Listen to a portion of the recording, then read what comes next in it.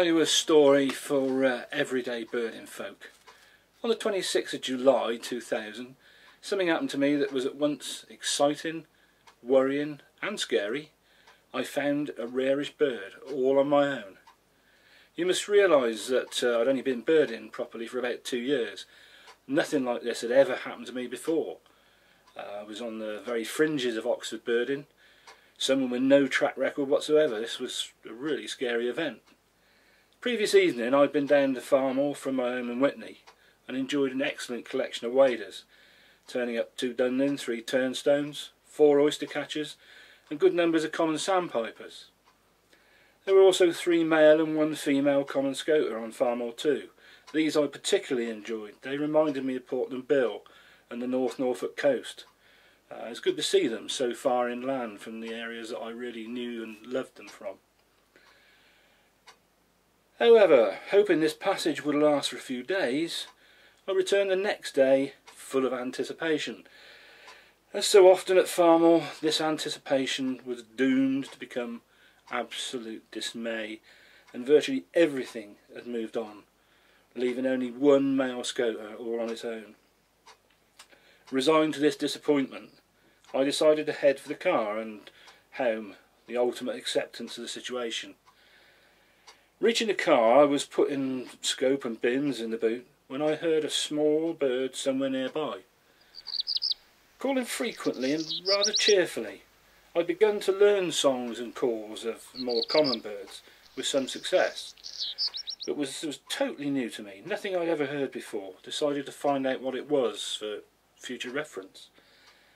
It took some minutes before I noticed a small, dark passerine, perky little chap hopping about under the nearby parked cars.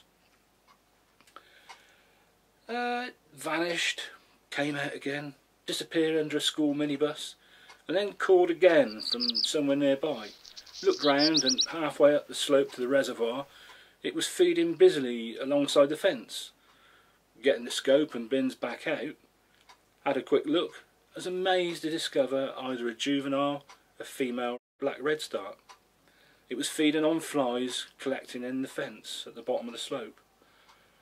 The excitement of discovery was almost immediately given way to worry. There was absolutely no one else around to confirm and share my find. As I said, I was relatively unknown at local birding scene, and as the saying goes, credibility is a bit like virginity, you only lose it just the once. I called Lou. I thought this was important enough to alert the county recorder. He was of course out. I tried 3 or 4 others, but as it was mid-week, they weren't available either. I pondered this and what to do, and quite frankly, mounting despair. All of a sudden, disaster even. A car flushed the bird and it headed towards the sailing club and the parked yachts. Panic now set in, with no apparent chance of confirmation. Whoever was going to believe me now? I headed to the rear of the sailing club and searched along the boats for about 20 minutes or so, to no avail. And then all of a sudden came something of a eureka moment. There was a slope, very similar to the slope in a car park alongside a disused gate.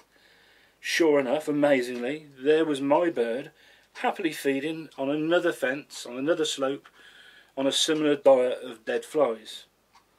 It was blissfully unaware of the havoc it was causing me. I left Lou new instructions and had to leave for home, resigned to being a sole observer, with all of the doubt and the that goes with that particular title. That evening I received news of a far rarer arrival at Otmore, a pectoral sandpiper. I hurried to Otmore and down the path to join 5 or 6 other birders. After watching the piper for a while, I broached the subject of my black redstart. None had had any awareness of it whatsoever, knew nothing at all. At that point, Phil Barnett turned up. Now in 2000, Phil was at the top of his game. A great ear, uncanny field skills, and a baggy jumper that at that time was almost intact.